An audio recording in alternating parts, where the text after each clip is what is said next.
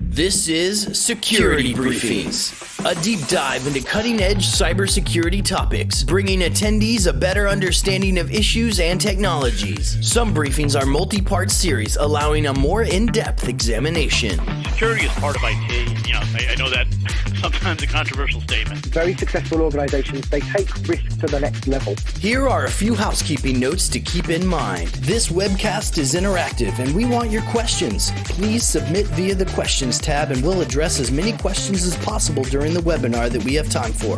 Don't forget to leave your feedback and comments, as well as a rating in the Rate This tab. We take all feedback and comments seriously and we want to hear from you. CPE credits will be submitted for ISC Squared members within 5 to 10 business days.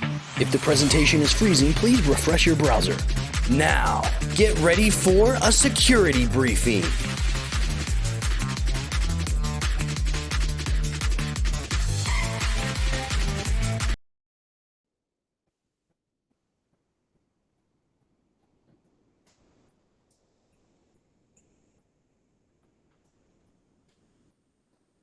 안녕하세요. 7월 6일 ISC 스퀘어가 주최하는 웨비나에 참석하신 모든 분들을 환영하며 감사의 말씀을 드립니다. 오늘 사회를 맡게 된 저는 한국인터넷진흥원에서 근무하고 있는 이완석입니다. ISC 스퀘어의 한국 지부인 한국 CISS 협회 부회장을 맡고 있고요. 현재 키사의 동남아 거점 소장으로 인도네시아에서 근무하고 있습니다. 지금 현재 인도네시아에서 접속해 있고요. 제가 처음으로 ISC 스퀘어가 주최하는 웨비나의 사회를 맡았고 인도네시아에서 접속함에 따라서 네트워크의 문제나 진행에 조금의 문제가 있더라도 양해해 주시기 바랍니다. 오늘 웨비나의 내용을 간단하게 설명해 드리겠습니다. 인포블럭스가 전 세계 1600개 대기업과 아시아 태평양 지역 700개 기업을 대상으로 실시한 2건의 설문조사 결과를 소개해 드릴 예정입니다. 이 내용은 CRA와 프로스트 앤 설러반의 리포트에 포함되어 있는 내용으로서 사용자 구매 행동, 글로벌 인포색 동향 및 전술을 다루고 있으며 이를 금일 소개해 드릴 예정입니다. 오늘 발표해 주실 분은 문현욱 수석님이시고 인포블럭스 한국지사에서 수석 솔루션 아키텍트로 현재 근무하고 있으며 고객의 중요한 비즈니스의 밸류를 보완하는 데 필요한 새로운 보안 기술과 솔루션을 고객 요구에 맞게 최적화하여 도입할 수 있도록 보안 컨설팅하는 업무를 담당하고 계십니다. 문수석 컨설턴트는 IT 보안 업계에서 23년 동안 한국의 대기업 및 정부의 보안 운영자 또는 CISO에게 전략적 조언을 제공해온 사이버 보안 전문가입니다. 인포블럭스에 합류하기 전에는 사이버텍 홀딩스, 체크포인트, 래피드7을 비롯한 국내외 다양한 사이버 보안 기업에서 보안 리더로 활동했고 업계의 최신 사이버 보안 전략과 기술을 전달하는 역할을 수행하였습니다. 그러면 간단하게 안내 말씀을 드리도록 하겠습니다.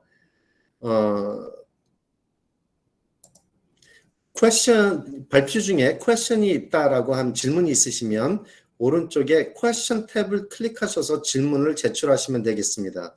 웨비나가 진행되는 동안에 최대한 많은 질문을 올려주시고요. 저희가 제한된 시간이지만 최대한 많은 질문에 대해서 답변을 드리도록 노력하겠습니다. 웨비나가 끝난 뒤에는 본 웨비나를 평가하는 레이트 기능이 있습니다. 그래서 이 평가에도 참여해 주시기 바랍니다. 웨비나 도중에는 네트워크 문제나 이런 걸로 인해서 갑자기 멈추는 경우가 발생하는데 이럴 때는 브라우저 새로 고침을 눌러 주십시오. 아마도 펑션 키 5번이 될 것 같습니다. 그래서 이걸 누르면 다시 이제 동영상이 진행될 수 있습니다. CP는 등록되는데 한 7일에서 10일 정도 걸립니다. 그리고 제대로 된 CP를 받기 위해서는 최소한 45분 동안 본 세미나에 참석을 하셔야 됩니다. 그래서 45분 동안 들으시고 모든 CP를 다 받으실 수 있기를 바랍니다. 그러면 지금부터 문수석 아키텍트님께서 오늘 발표를 해주시겠습니다. 네, 반갑습니다. 안녕하십니까. 저는 현재 인포블록스 코리아에서 근무하고 있는 문현욱입니다.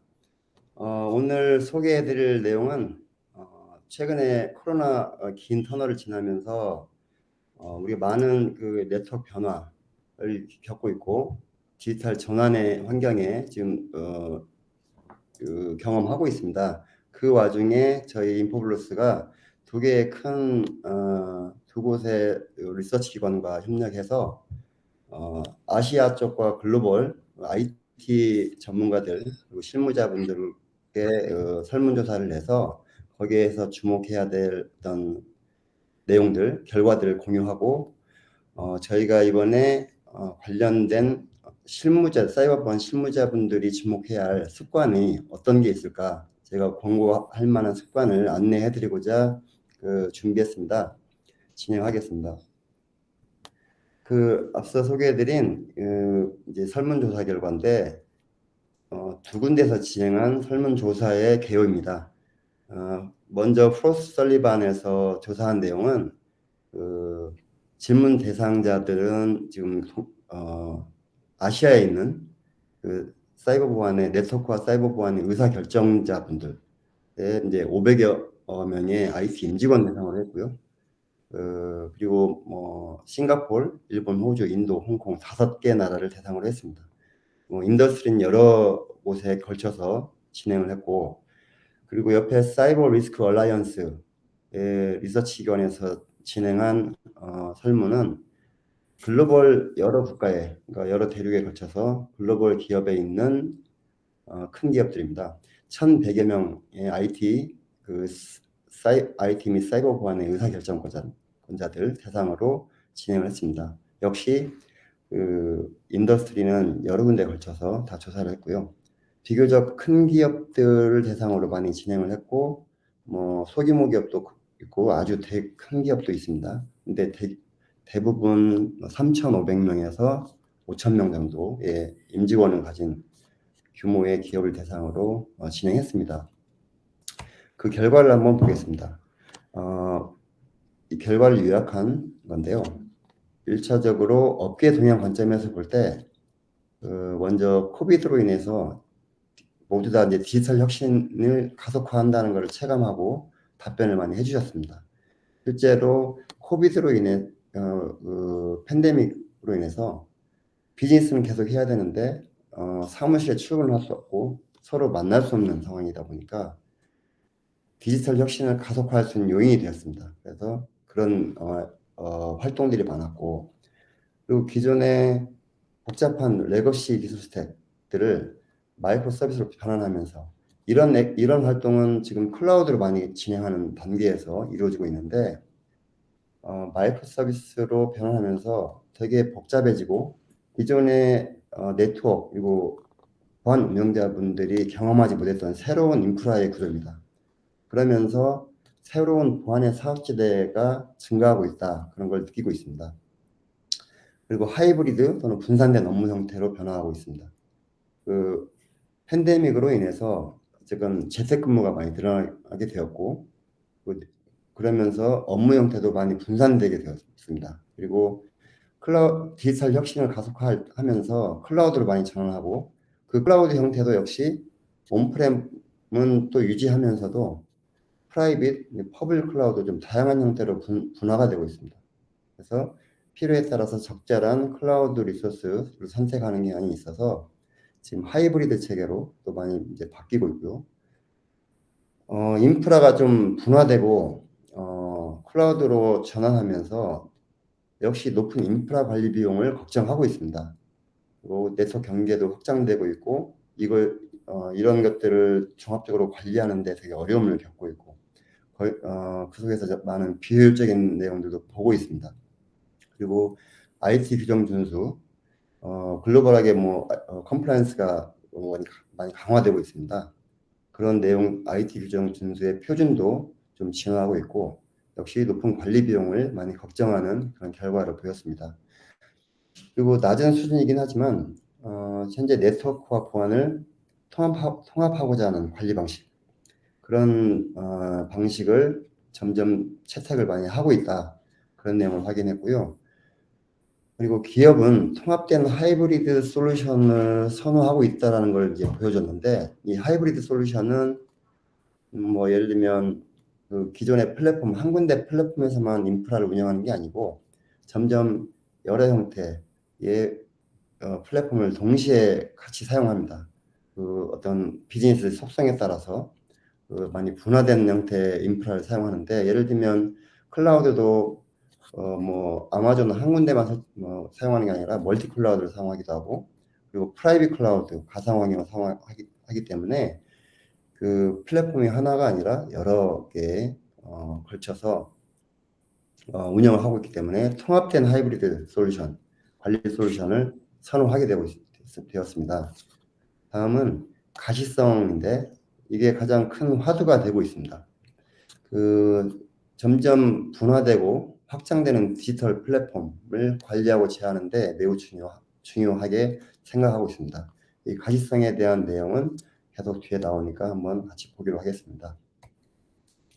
그리고 두 번째는 보안의 관점에서 모두 다 느끼시겠지만 클라우드로 많이 이전하고, 클라우드로 이전하면서 관련된 여러 가지 서브 컴포넌트들, 에코시스템들이 많이 같이 엮여져서 어떤 솔루션을 이루고 비즈니스에 이제 적용하는데요.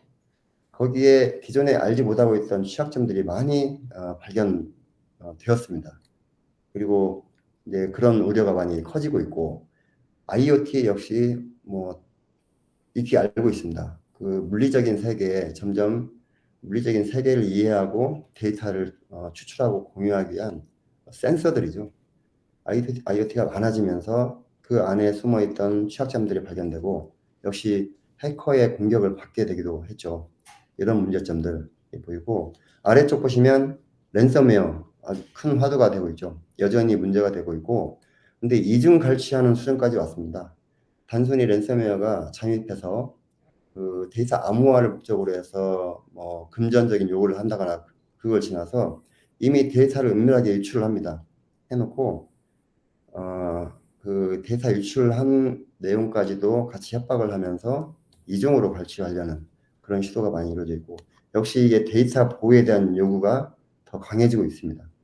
높아지고 있습니다. 그리고 피싱, 웹 이메일을 통한 피싱은 점점 더 많아지기도 하고 분화되고 또 고도화되고 있습니다.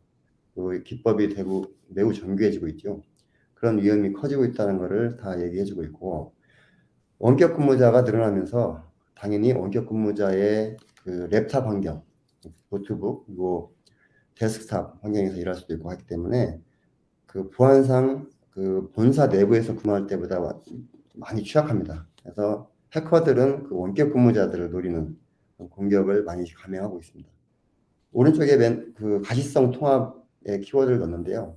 이것은 기존의 온프렘에서만 운영하던 네트워크 인프라, 보안 설정, 보안 운영을 넘어서 이제 너무나 클라우드, IoT, 그 프라이빗 클라우드, 브랜치 오피스, 원격 근무까지 이제 다양하게 분화된 네트워크 환경을 관리를 해야 되는데요. 이 가시성은 보안과 직결되는 문제이기 때문에 개별적인 어떤 네트워크 인프라에 대한 가시성은 알지만, 지금 현재와 같은 분화된 그런 네트워크 환경에 통합된 가시성에 대한 요구가 당연히 높아질 거라 봅니다. 그리고 실제로 많은 응답자들이 여기에 많은 어려움을 토로하기도 했습니다. 그래서 가시성의 통합이 아주 절대적인 어떤 요구사항으로 얘기되고 있습니다. 자, 여기에서 이번 여기 맥킨지 리포트를 한번 소개해드리겠습니다. 디지털 전환 시기에 코비드를 저희가 맞았는데, 이 시기에 좀 흥미로운 현상이 있었습니다. 그 많은 기업들은 이 디지털 전환하고 클라우드로 이전하고 그 비즈니스를 IT 환경을 좀 고도화된 IT 환경으로 새롭게 바꾸고 있는데, 이러한 변화들이 코로나 이전까지는 하나의 변화를 이룰 때 그 기대하는 변화의 시점이 대체로 그 대략 가장 첫 번째 여기 그 항목만 보더라도 기대하는 변화의 시점이 한 1년 넘어서 1년 반 정도 끝까지 소요되는 걸로 예측을 했었는데, 그 코로나가 발생한 이후로는 지금 이것처럼 그 원격 사용자들 위한 지원 또는 그 협업 활동에 위한 지원 이런 변화의 액션이 불과 10일 만에 이루어지고 있다. 그런 흥미로운 내용입니다. 그 외에 다른 부가적인 어떤 요구 조건들 변화에 대한 내용들도 과거에 예상하던 그런 때보다 코로나 환경 국면에서는 즉각적으로 시행을 한 불과 한 달도 채 안 돼서 이런 변화를 이뤄내는 그런 활동이 이루어졌다. 그렇게 볼 수 있습니다. 그래서 코로나가 이러한 디지털 전환과 더불어서 발생하는 변화를 좀 더 가속화시켰다라고 볼 수 있습니다. 2020년 코로나 팬데믹 발생 이후에 귀사에서는 내부 인력과 고객 지원 활동에 어떤 활동을 하게 됐나요? 라는 설문에 가장 큰 활동이 무엇보다도 디지털 전환을 하면서 원격 근무자들 위한 지원이 가장 큰 활동이었다라고 얘기했습니다. 다음은 그 네트워크가 이제 온라인으로 많이 이제 확장되고 그런 요구가 많아지다 보니까 네트워크와 데이터베이스 활용을 위한 리소스를 증가를 많이 시켰고, 다음에 그 코로나로 인해서 비즈니스가 위축이 되면 안 되기 때문에 고객과 접점을 계속 유지하고 고객을 지원하는 활동을 많이 했다라고 얘기하고 있습니다. 그리고 두 번째 섹터 보시면 이제 클라우드로 많이 이전하면서 서비스 어플리케이션들이 역시 클라우드로 많이 이전하는 활동들을 가속화해서 했고요. 다음은 그 네트워크가 변화되면서 네트워크와 보안의 컨트롤들이 요구가 많이 되었습니다. 특히 엣지 환경의 네트워크, 리모트 사용자나 아니면 엣지 그 브랜치 오피스 그런 쪽의 사용자들을 위한 안전한 네트워킹과 보안을 고려한 활동들이 있었다라고 답변을 많이 받았습니다. 다음은 귀사에서 디지털 전환을 추진하는데 최우선 과제가 무엇이었나요? 그 설문에는 클라우드, 사이버 시큐리티, 오토메이션 그 세 가지가 대표적으로 가장 많았습니다.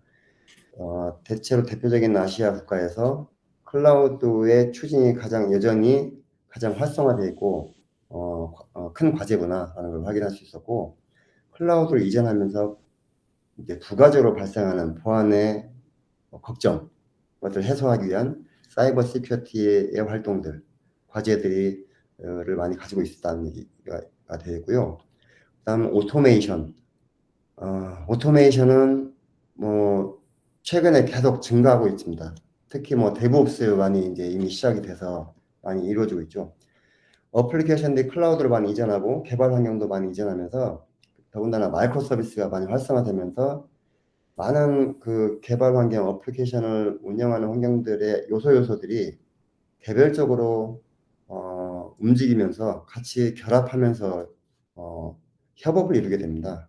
그런 활동에 각각의 분화된 태스크들을 연결해서 자동화하는 것들이 필수적으로 요구가 되고 있죠. 그래서 오토메이션은 계속 이루어지고 있고 그런 과제도 많이 해당되고 있습니다. 이 장표는 이제 가트너에서 아래쪽 보시면 2025년까지 엔터프라이즈 85%가 클라우드 퍼스트 원칙을 갖게 될 것이다 라고 발표했듯이 이거는 기정사실로 보여집니다. 그리고 많은 기업들이 클라우드로 이전하고 있습니다. 이유는 당연히 많은 기업들이 새로운 부가가치를 위해서 어떤 새로운 어플리케이션, 새로운 서비스를 이제 개발하고 만들고 사용자들한테 공급을 하는데요. 그런 새로운 서비스, 새로운 가치들을 만들어내려면 엄청난 기술과 고도의 기술과 컴퓨팅 자원들이 필요한데 그게 클라우드입니다. 그래서 클라우드로 많이 가게 될 수밖에 없고, 클라우드로 워크로드가 많이 이동하고 어플리케이션이 많이 이동하면서 당연히 업무 환경도 좀 유연해졌습니다. 온프레임뿐만 아니라 이미 팬데믹으로 인해서 가속화되긴 했지만 여전히 팬데믹이 지나서도 재택근무가 여전히 이루어지고 있고요. 사스로 가는 어플리케이션이 계속 많아지고 있고, 역시 수많은 센서들이 지금 물리적 환경에서 작동을 하고 있습니다. IoT 굉장히 크게 늘어났고, 이런 국면에서 이미 완전히 네트워크 환경, 인프라 환경이 새로운 구조가 됐습니다. 복잡해졌고, 그 기존의 IT 운영자분들이 경험하지 못했던 환경에 접하게 됐습니다. 그래서 당연히 가시성의 부족을 체감하고 보안 위협도 직면하게 되어 있죠. 이런 환경에서 어떻게 좀 원활하게, 그리고 비즈니스 목표를 원활하게 어떻게 달성할 수 있을까? 저희 IT 전문가들, 그리고 보안 전문가분들께 제안을 해드립니다. 첫 번째 몇 가지 습관 중에 첫 번째 습관으로 비즈니스 테크놀로지스트가 되자 한번 제안해드립니다. 이 용어는 뭐 일반적인 IT 전문가건 비즈니스 영업 책임자건 최근에는 IT 기술을 익히고 접할 수밖에 없는 구조가 됐는데, 본인이 속한 조직 내에서 파트 내에서도 자기가 맡은 IT 기술 업무 또는 영업 업무만 하는 게 아니라 전체적으로 우리 회사의 전략과 비전이 무엇이고 그 전략과 비전에 맞게 고객한테 아주 최고의 가치를 전달하기 위해서 내가 맡고 있는 롤 중에서 여러 가지 역할을 해볼 수 있고, 그런 역할을 수행하면서 아주 뛰어난 새로운 IT 기술을 활용할 수 있습니다. 네, 그래서 이제 유연하게 선택할 수 있는 여러 가지 유용한 IT 기술들을 찾아보고 유연하게 활용하고 그쪽에 선택과 집중을 해서 자기의 롤을 최대로 끌어낼 수 있는 그런 전문가가 되는 것을 표현할 수 있는데요. 그게 이제 비즈니스 테크놀로지스트라고 표현을 했습니다. 그래서 이런 마음가짐으로 한번 습관을 가져봤으면 좋겠다라고 해서 습관 오늘 추천해드립니다. 거기에 맞춰서 여기 질문 한 가지 해보겠습니다. 중간에 잠깐 쉬어가는 페이지로 질문을 먼저 해보겠습니다. 귀하의 새로운 디지털 환경에서 가장 어려운 보안 과제는 무엇입니까? 질문 한번 답변을 해주셨으면 좋겠는데요. 첫 번째는 데이터를 보호하고 위협을 통제하는 일. 두 번째, 공격 중에도 어플리케이션을 사용을 가능하게 유지하는 일. 세 번째, 사이버 공격 이후에 복구를 해야 되는 복구 활동. 그리고 네 번째는 숙련된 전문 인력이 부족하다. 그리고 과부하에 시달리는 보안 리소스 상태이다. 또 다섯 번째로는 네트워크 연결 활동 또는 취약점에 대한 충분한 가시성과 인식이 많이 부족하다. 이 다섯 가지 중에서 그 참석자분들께서 생각하시는 어려운 보안 과제를 한번 선택을 해주시면 좋겠습니다. 선택하는 시간 좀 드리겠습니다. 한 20초 정도 드릴 테니까 한번 선택을 하시고 한번 결과를 가지고 또 잠깐 말씀을 드려보겠습니다.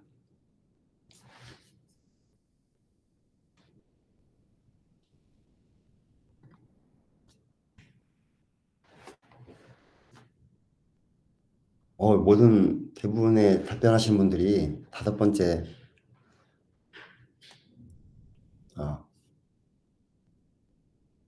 답변을 잘 해주고 계십니다. 감사합니다.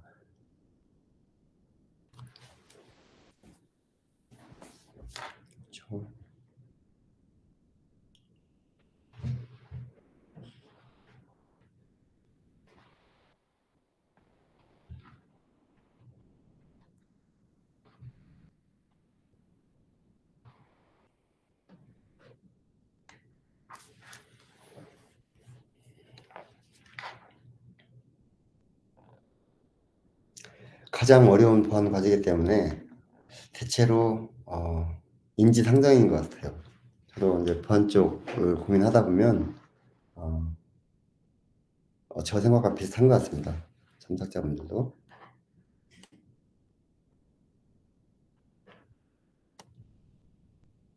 그러면 이제 답변을 마무리할까요?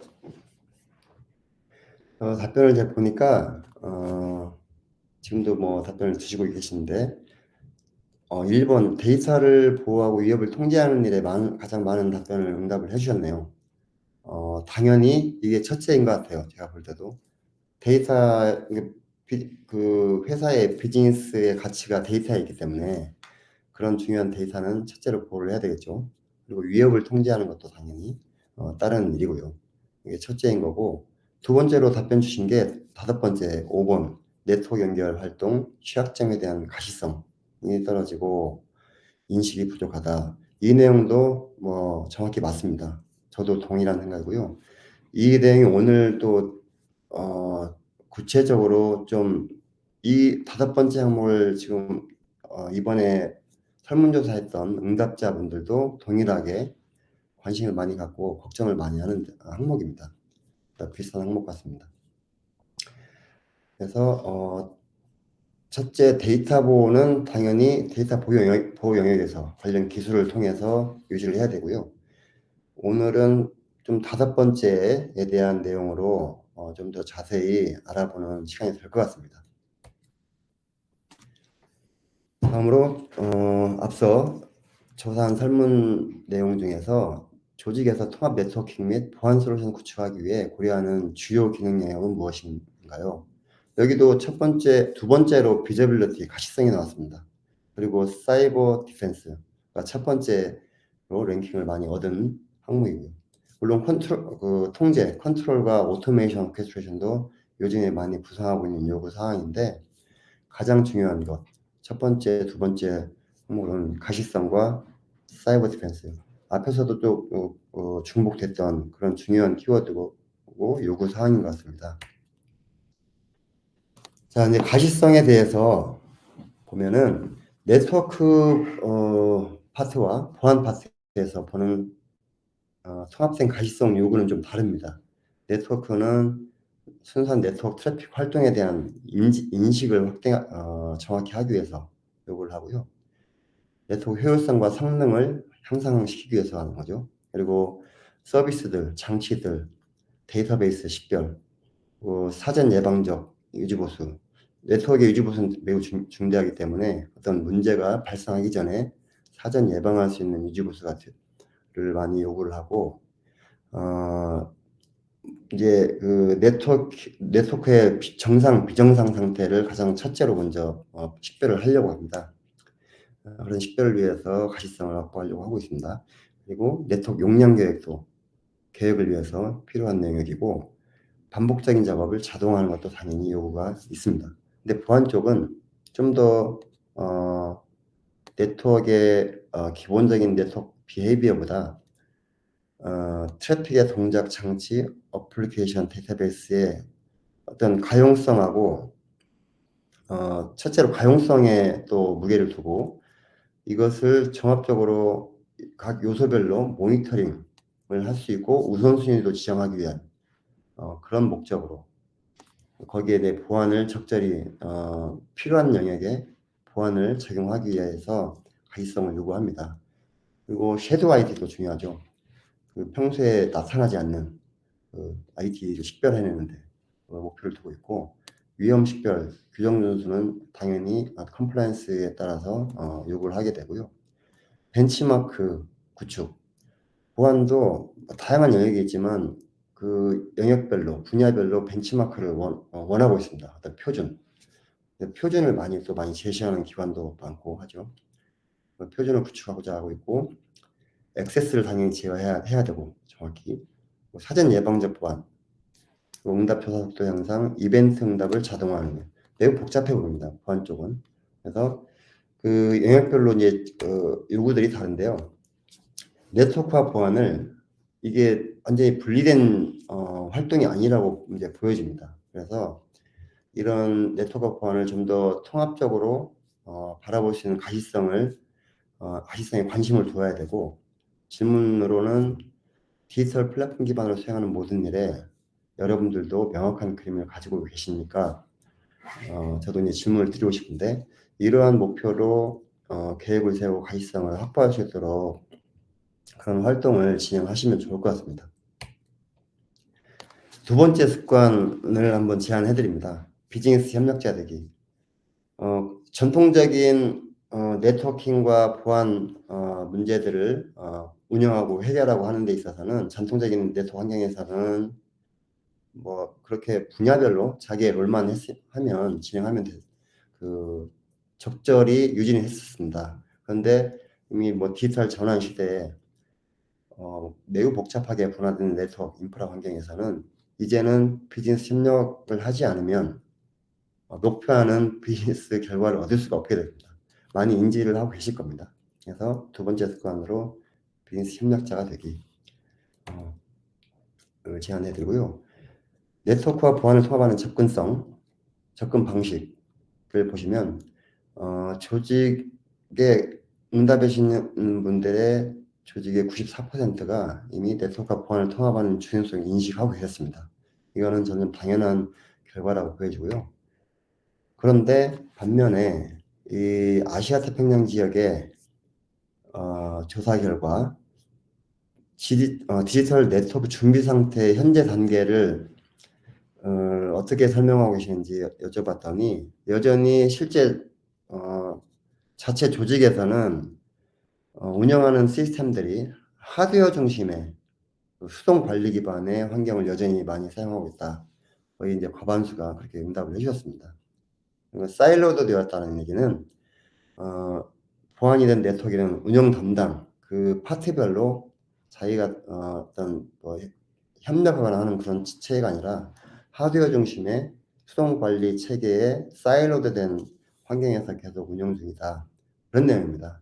그래서 여전히 엔터프라이즈 네트워크 구성에 대한 자동화 성숙도가 여전히 낮다라고 지금 판단할 수 있습니다.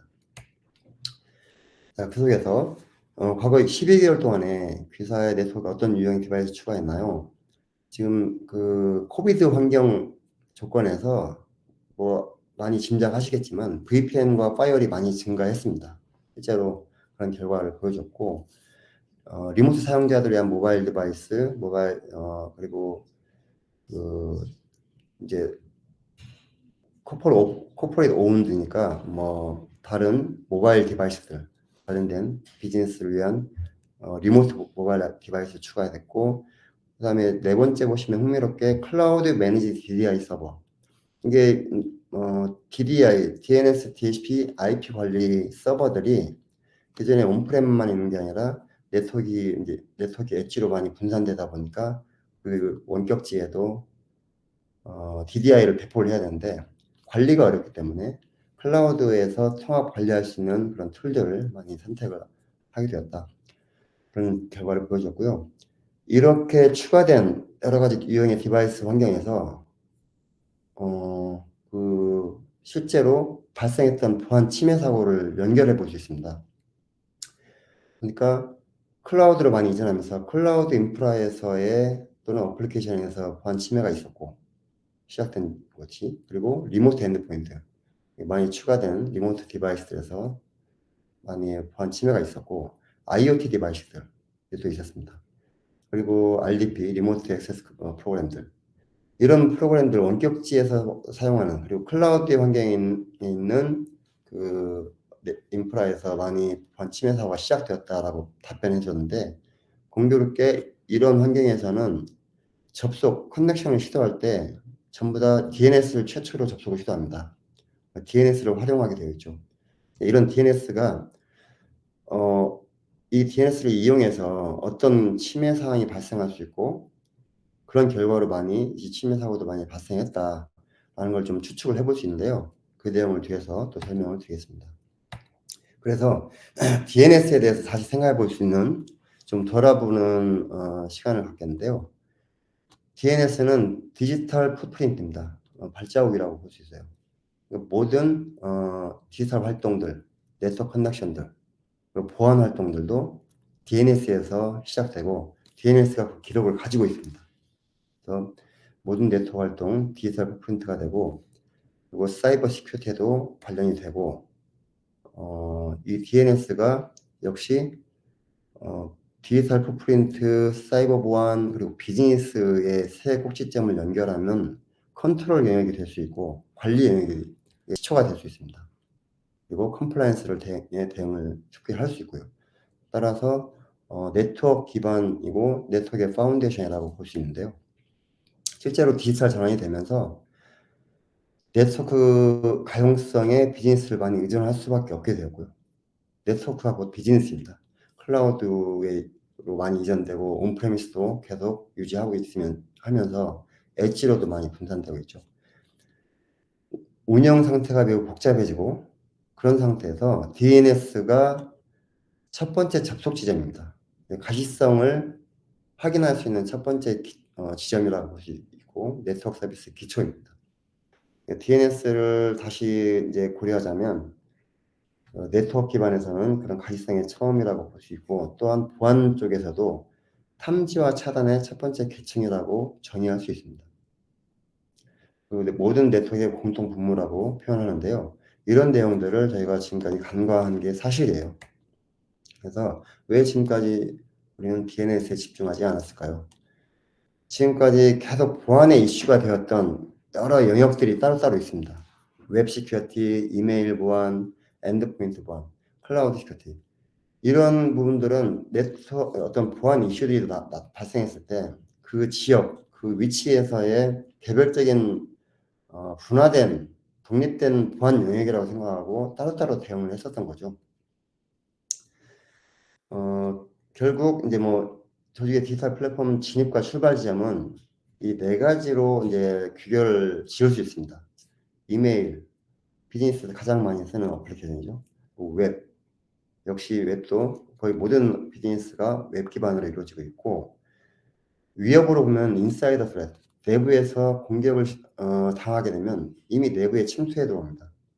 이런 것들도 어떻게 대응을 하느냐에 달려 있는데, DNS를 보시면 이 세 가지의 어떤 활동들, 이 비즈니스 활동들을 이 DNS에서 시작하기 때문에 DNS에서 모니터링하고 탐지하고 차단도 할 수 있는 그런 요소라고 볼 수 있습니다. 그래서 DNS 역할을 다시 생각해 보면 이런 기존에 대응했던 개별적인 보안 영역들을 DNS라는 계층에서 어떤 통합하는 차원으로 생각해 보자. 이렇게 이제 제안을 한번 해드립니다. DNS 네트워크 보안 구축의 핵심 아이디어가 역시 이제 DNS라고 볼 수 있는데요. 오늘날 모든 커뮤니케이션은 DNS에서 시작된다고 보시면 됩니다. 핵심 네트워킹 서비스, IoT 기기들도 역시 DNS를 참조해서 통신을 시작합니다. 새로운 기술들도 다 DNS 활동하고, 더군다나 온라인 데이터 접속뿐만 아니라 해커들이 공격하는 멀웨어 활동, 그 멀웨어들이 공격을 감행할 때도 DNS를 많이 참조합니다. 그래서 모든 네트워크와 보안 구축의 앞으로의 그 구축 기반이 될 수 있는 요소라고 판단할 수 있습니다. 세 번째 습관을 한번 제안해 드립니다. 단순화하기입니다. 아마 맡고 계신 일들이 모두 복잡할 겁니다. 그래서 가능한 한 일을 단순하게 유지하고 복잡한 것들을 단순화하는 것. 이게 어렵다고 다들 합니다. 단순한 거를 복잡하게 만드는 건 쉽다고 표현하는데, 이런 복잡한 문제들을 단순화하는 그런 방법들을 찾아나가는 것, 그런 습관을 갖는 것을 한번 제안을 해드리고요. 다음 설문에서는 그 사이버 보안, 다음에 제시된 사이버 위협이나 취약점 등 BI 조직이 향후 앞으로 12개월 동안 가장 우려하는 게 무엇입니까? 라고 했을 때, 앞서 폴링 퀘스천에서 응답해 주신 것처럼 데이터 리키지, 각종 랜섬웨어를 통한 데이터 유출, 그런 것들을 가장 우려를 했고요. 그 다음에 리모트 워커를 위한 그 원격 근무자들의 취약점을 이용한 공격들, 그런 것들을 가장 크게 우려를 했습니다. 당연 대체로 우리가 많이 공감하는 내용이겠죠. 이런 것들도 역시 DNS 다 이용해서 그런 우려 공격들이 감행되고 있기 때문에 DNS에 다시 생각해 볼 수 있는데, 이 화면은 킬 스위치라고 표현을 했는데요. 이 아래 보시는 지금 이 문자 스트링이 도메인 네임이에요. 하나의 도메인 네임. 아마 이 화면을 보시는 분도 계시겠지만, 이 도메인 네임이 뭐냐면 2017년도에 그 워너크라이를 이용한, 워너크라이 취약점을 이용한 이 랜섬웨어 공격이 있었다는 거 아실 거예요.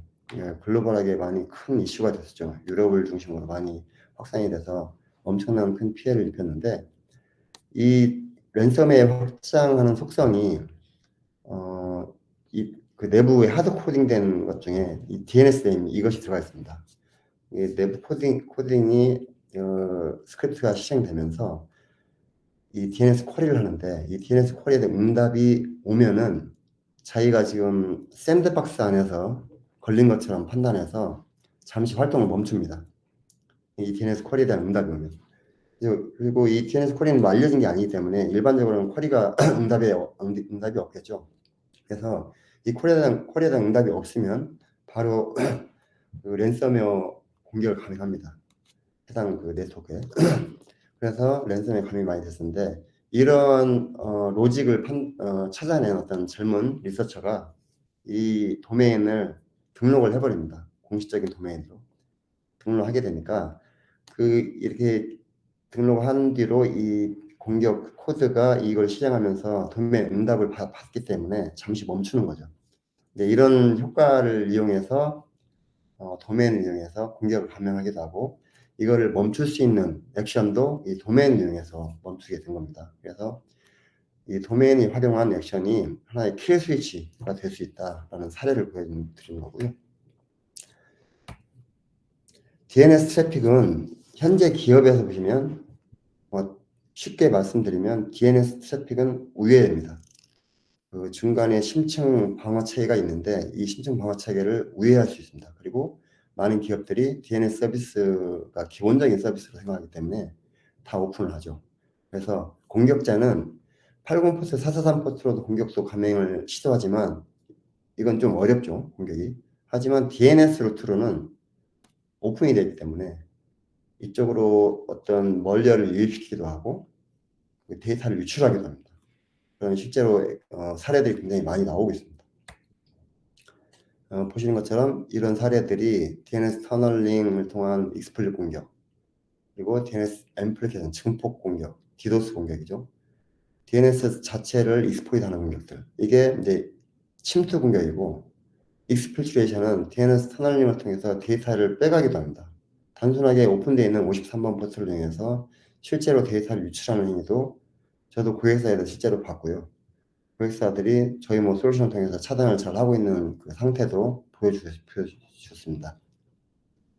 여러 가지 많은 고도의 지능화된 공격 기법들이 있습니다, 실제로. 그리고 이런 루컬라이크 도메인, 야후, 두 번째 야후 거의 분간할 수 없지만 차이가 있습니다. 하나는 로마자로 표현되기 때문에 유사 도메인 이용해서 피싱을 일으키는 그런 이 도메인 공격들, 그리고 DGA라고 해서 다이나믹하게 도메인을 바꿔가면서 해커들을 연결하는 그런 악성 코드를 통한 공격들, 이런 공격들이 있는데 실제로 이런 공격들이 감행이 되어도 지금 현재 조사에 따르면 68%의 기업이 조직이 자사의 DNS를 모니터링하지 않는다고 합니다. 이런 것처럼 이런 공격이 이루어져도 모니터링을 하지 않기 때문에 탐지를 못하고 있습니다. 실제로 공격을 이루어지고 데이터가 유출되기도 한다는 거죠. 근데 왜 사이버 문제 해커들이 DNS 공격을 선호할까요? 해커들의 입장에서는 비용이 많이 안 듭니다. 그리고 탐지 방어에 우회가 용이하죠. 기업의 입장에서는 이런 DNS 공격을 받는 동안에도 기업은 이 DNS 서비스를 중단하면 안 되죠. 이건 비즈니스 서비스가 중단되기 때문이죠. 그래서 이러한 특성 때문에 해커들은 DNS 공격을 선호합니다. 많은 기사들이 있습니다. DNS를 이용한 멀리어 공격, 데이터 유출의 새로운 경로다라는 걸 보여주는 많은 기사들이 이미 알려져 있고요. 특히 이제는 DNS 보안을 간과해서는 안 된다라고 많이 칼럼도 많이 나오고 있습니다. 미국 국가안보국 책임자도 DNS 보호를 해야 된다. 공격에 이용되는 멀리어 활동의 멀리어 92%가 그 공격에 DNS를 활용한다고 합니다. 그래서 DNS 계층에서 보안을 적용하면 멀리어의 92%의 공격을 차단할 수 있다, 예방할 수 있다고 표현합니다. NSA와 C사도 같이 조인트로 어떤 이런 캠페인을 하고 있고요. 그러면 이제 조직의 전체 보안 전략에서 DNS가 사용되는 방식을 가장 설명한 것이라는 질문을 해봤습니다. 이 질문에 대한 답변으로 47%가 앞서 설명드린 DNS의 도메인 정보를 이용해서 잘못된 배드 데스티네이션 요청이나 이런 악성 코드 유포지나 다른 데이터 유출 그런 유포지, CNC 유포지, CNC 컨트롤 명령 어떤 도메인들 그런 것들에 대한 접속을 차단을 하면 미리 차단하면 기존의 인프라에 있는 경계 보안 시스템들의 부담을 크게 줄일 수 있다. 그런 인식들을 많이 하고 있습니다. 실제로 유럽 국가들에서 또 미국 국가들은 미국하고 유럽에 있는 영국이나 프랑스의 응답자들은 많은 답변을 이렇게 해주셨습니다. 그래서 DNS의 보안 전략의 요구는 필요성을 많이 알고 계신 상태인데 실제로 이 보안 적용까지는 지금 진행 단계인 걸로 보여집니다. 향후 12개월 동안 위협이나 공격으로부터 네트워크 보안대 교사의 가장 큰 과제는 무엇입니까? 라는 질문에는 무엇보다 가장 많이 늘어난 원격 근무자들에 대한 모니터링 그리고 예산도 걱정을 많이 하고 있고요. 다음에 가시성이 부족하다는 것 앞서 많이 문제 제기를 했던 걱정을 많이 했던 내용들이 같이 중복돼서 나타납니다.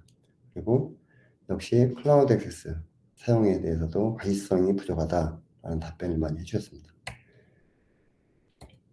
자, 그런데 앞서 DDI라고 이제 표현인데요. DNS, DHCP, IPAM인데 이 세 가지의 기능들 서버들이 있습니다. 근데 네트워크 기본 서비스 기본 요소인데 개별적으로 이제 많은 저희들이 운영을 하다 보니 관리의 리소스가 따로따로 들어가기 때문에 되게 비효율적이었습니다. 근데 이거를 만약에 통합하면 DNS, DHCP, IPAM이 같이 연결해서 통합된 관리 체계에서 내부 전체 인프라, 네트워크 인프라, 보안 인프라에 대한 가시성을 통합할 수 있다는 것이 큰 장점입니다. 그래서 보다 나은 효율성과 ROI를 높일 수 있다라고 알려드리고 싶고 마지막 습관 네 번째 마지막으로는 1+1은 2가 아닌 3이나 4나 5 부가 효과를 노릴 수 있는 여러 가지 방법을 고민해보자. 연결, 연동, 자동화 그런 체계를 고민해봤으면 합니다. 그런 습관을 제안해드리고요.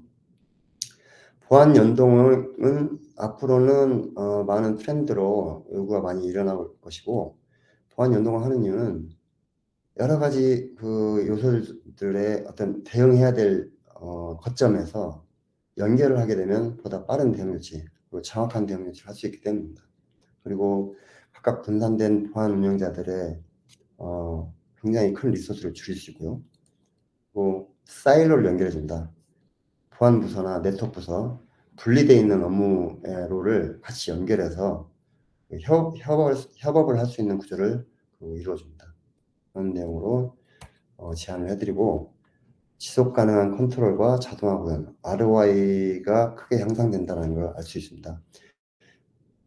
실제로 어떤 단말에 위협이 발생해서 그 단말이 어떤 악성 DNS 도메인을 접속을 해서 악성 코드가 유입되고 내부의 공격이 확산되는 경우에 그걸 예방하기 위해서 DNS의 보안을 구축하고 그런 악성 사이트 접속, 악성 도메인을 접속하는 것에 차단을 바로 해버리면 이런 위협을 줄일 수 있고 연동을 하게 되면 기존 내부 보안 스택과 연동을 할 수 있습니다. 파이어월이나 낙 시스템 그리고 시큐어 게이트웨이 이런 시스템에 어떤 명령을 줘서 부가적인 활동을 그리고 어떤 컨트롤들을 자동으로 세팅을 할 수 있게 해주고 그런 활동 결과들을 기존의 ITSM, SIEM 같은 자동화된 솔루션과 연동을 해서 활용할 수 있습니다. 그렇게 되면 이런 지속 가능한 컨트롤을 가능하게 해주게 되겠죠. 그런 내용이고 결국은 역시 이 DNS 레이어 계층에서 내부에서 밖으로 요청하는 어떤 불필요한 악성 트래픽, 악성 도메인으로 접속을 시도하는 트래픽, 심지어는 멀리에 감염된 어떤 단말이 외부 CNC 서버에 접속을 시도하는 그런 시도들, 그런 트래픽도 DNS에 의해서 차단을 해버리면 앞에 방화벽이나 시큐어 웹 게이트웨이나 웹방화벽, IPS 그런 시스템들의 부담을 크게 줄어듭니다. 불필요한 트래픽 검사를 하지 않아도 되죠. 그래서 그런 어떤 보안의 효율성 그리고 큰 ROI를 높일 수 있다라고 말씀드리고 싶고요. 좋은 습관은 결국 좋은 결과를 가져다 줍니다. 앞서 설명드린 습관, 비즈니스 테크놀로지스트가 되는 것, 그리고 비즈니스 협력자가 되는 것. 이 두 가지는 거의 같이 연결되는 그 속성이 있습니다. 그리고 단순화하는 것들. 그리고 부가 효과를 목표로 여러 가지 연동 기능, 자동화 기능을 지속적으로 관심을 갖고 활성화하자. 그런 내용의 습관을 권고해드리고 요약해드리면 기존의 네트워크와 보안을 통합하는 핵심 전략으로 DNS를 활용하십시오라고 권고를 해드립니다. 앞서 그 설문에서 응답해 주신 많은 분들이 클라우드로 이동하고 뭐 컨테이너 마이크로 서비스 환경으로 비즈니스가 전환이 되고 사물 인터넷, 뭐 지사가 굉장히 멀리 확장이 되기도 하고 그런 복잡한 분산되는 네트워크 구조에서 가시성을 확보하는 게 가장 큰 화두였습니다. 그리고 그런 확장된 네트워크를 통합해서 운영 관리하고 가시성을 높이고 비즈니스 운영하면서 또 여러 가지 태스크들을 자동화해서 섹옵스를 통해서 생산성을 향상하는 것 이런 거를 목표로 해야 될 것 같고요. DNS를 활용해서 보안 이벤트의 첫 신호로 활용하면 굉장히 큰 ROI를 얻을 수 있다라는 걸 다시 정리해드리고 싶고 알려진 위협도 우리가 미처 알지 못하는 지금 모니터링하지 않는 그런 위협들을 DNS 캐칭해서 충분히 많은 부분들을 차단하고 모니터링 할 수 있습니다. 이렇게 정리해드리고 제가 오늘 소개할 발표 내용 이걸로 마치겠습니다. 네, 추가로 Q&A 시간을 갖도록 하겠습니다. 네, 감사합니다. 발표 잘 들었습니다.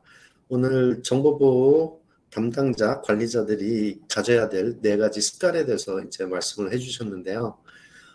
질문이 지금 현재 접수된 질문이 하나도 없어요. 혹시 지금 웨비나 듣고 있으신 분들 중에서 질문이 있으시면 여기에 질문을 올려주시면 저희가 이거에 대해서 답변을 해드리겠습니다. 질문은 오른쪽 화면에 오른쪽에 퀘스천 마크 있죠? 퀘스천 마크 탭을 클릭해 가지고서는 거기에 질문을 해서 보내주시면 되고요. 그러면 질문이 뭐 아직 없으니까 그러면 제가 이제 간단하게 없습니다. 아직까지는. 제가 간단하게 질문을 드리면 처음부터 계속해서 가시성에 대해서 이제 계속해서 언급을 하셨어요. 그러니까 네트워크가 확장이 되고 있고 뭐 코로나로 인해 가지고 사람들이 내부 외부에서 이제 일을 하면서 IoT 기기나 네트워크의 복잡도나 이런 거에 대한 가시성을 높여야 된다라고 이제 계속해서 언급하셨는데 이 가시성을 높일 수 있는 어떤 방법들이 뭐가 있을까요? 네네. 그게 뭐 오늘 세션을 관통하던 어떤 주제인데 어떤 뚜렷한 해답이 딱 정해진 건 아니고 같이 지금 찾아 나가는 과정일 텐데 제가 이제 후반부에 가시성을 확보할 수 있는 좋은 툴로 DNS 계층의 DNS 트래픽 그 DNS 계층을 활용하는 걸 제안을 해드렸죠. 왜 그러냐면 지금 네트워크가 너무나 많이 분화되기 때문에 클라우드도 하나의 클라우드가 아니죠. 멀티 클라우드, 프라이빗 클라우드, 하이브리드로 가고 있고 그리고 가상 환경도 예를 들어 보면 뭐 VMware 환경이 있을 수 있고 뭐 다른 뭐 뉴테닉스 환경이 있고 오라클 환경이 있고 굉장히 다릅니다. 이런 플랫폼들도 또 각각 달라서 각각의 인프라들 플랫폼마다 관리하는 플랫폼이 따로따로 개별적으로 존재해요. 통합된 게 없기 때문이죠. 그래서 가시성을 통합하기가 어렵다는 얘기입니다. 그런 부분에 있어서 이제 앞서 설문에 응답해 주신 분들도 그런 면에서 어려움을 토로했고 그런 가시성, 개별적인 어떤 플랫폼 내에서 가시성은 실무 운영자들이 확보하고 있지만 네트워크가 분화되고 확장되다 보니까 이걸 통합적인 가시성을 확보해야 되는데 그게 어렵다는 거거든요. 그래서 하이브리드 환경에서 가시성을 통합하는 그런 방법론을 원하는 겁니다. 그래서 저희가 다행히도 인포블록스가 그런 솔루션이 이미 준비가 되어 있기 때문에 뭐 관련돼서 문의가 있으면 답변을 해드릴 수 있고, 뭐 짧게 뭐 간략히 요약해드리면 인포블록스는 클라우드 환경, 온프레임 환경, 클라우드도 퍼블릭에서도 멀티 클라우드, 아마존 애저, 뭐 구글 환경도 개별적인 그 멀티 클라우드 환경의 자산들도 전체적으로 통합해서 운영 관리할 수 있는 통합 포털을 제공합니다. 그래서 기존에 아마존별로 운영 관리하시던 분 관리자, 구글 클라우드 별로 그 플랫폼별로 자산들 운영하는 그런 환경을 통합해버릴 수 있거든요. 그런 하이브리드 통합 환경, 관리 환경을 제공한다라고 말씀드리고 싶고요. 보안 측면에서도 중요한 게 아까 설명드린 DNS 계층에서 앞서서 DNS 계층에서 어떤 트래픽의 행위를 먼저 모니터링하고 액션을 취하면 다양한 그 이메일, 웹 또는 내부 공격자, 이미 침투한 공격자들의 행위, 그리고 뭐 피싱 공격, 다른 IoT 기기들에서 취약점 공격을 당한 상태 IoT 기기들 활동, 그런 모든 디바이스들, 원격 근무자들의 그 노트북에서 어떤 이상한 행위들, 그런 행위들을 전부 다 DNS 레이어에서 통합해서 저희가 모니터링을 할 수 있고 차단을 할 수 있습니다. 매우 강력한 그 보안이라고 볼 수 있거든요. 그런 측면에서 보안에 대한 통합된 가시성도 저희가 갖추고 있다. 그렇게 말씀드리고 싶습니다. 방금 질문이 2개 더 들어왔어요. 예. 첫 번째가 보통 산업이죠. 인더스트리얼 네트워크 영역은 DNS나 AD 관리 영역 밖인데요. 오피스 네트워크와 함께 인더스트리얼도 함께 OTA 디바이스나 네트워크의 애셋들을 관리하는 방법이나 툴이 있을까요?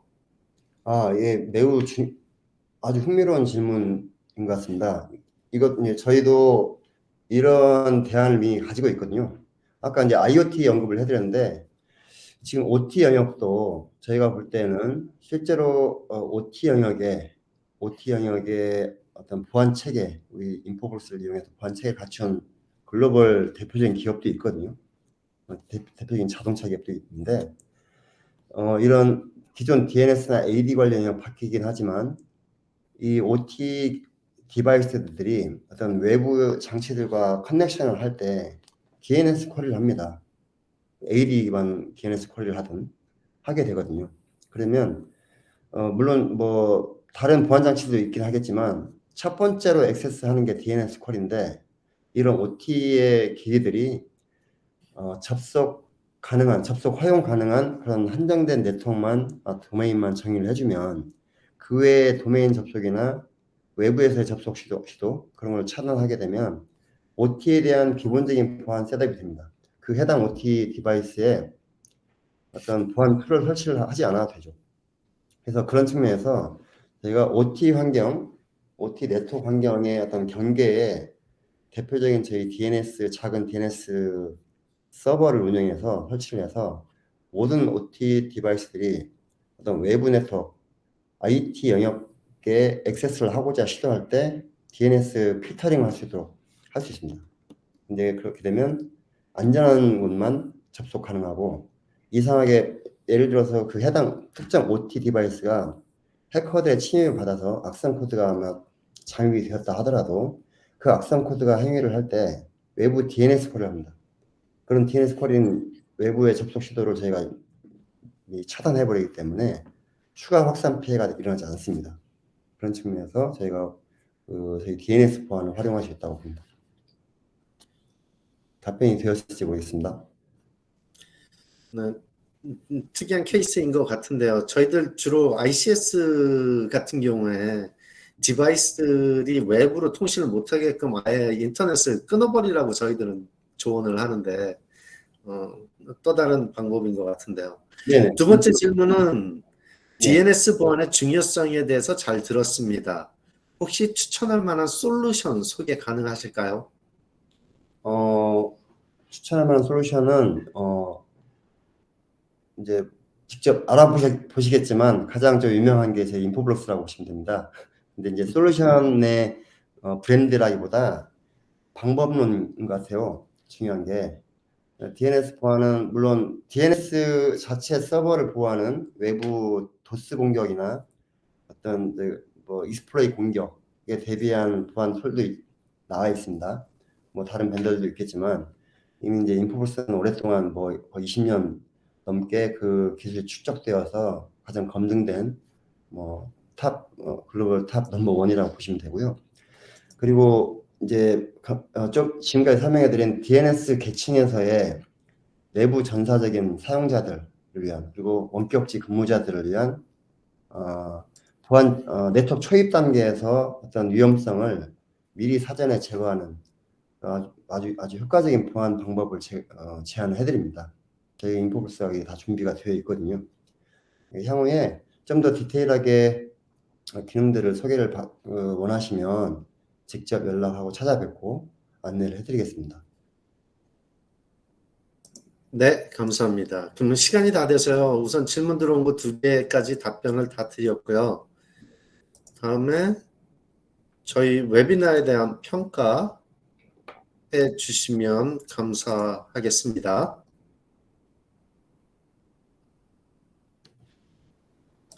그리고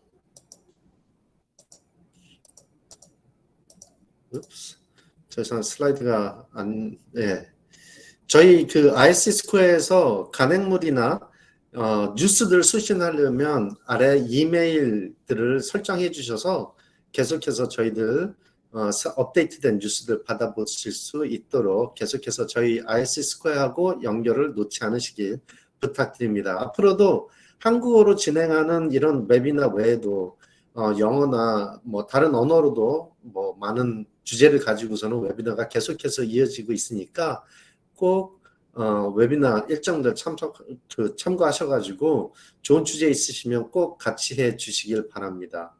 감사합니다. 감사합니다. 수고 많으셨습니다. 고생하셨습니다. 네, 수고 많으셨습니다.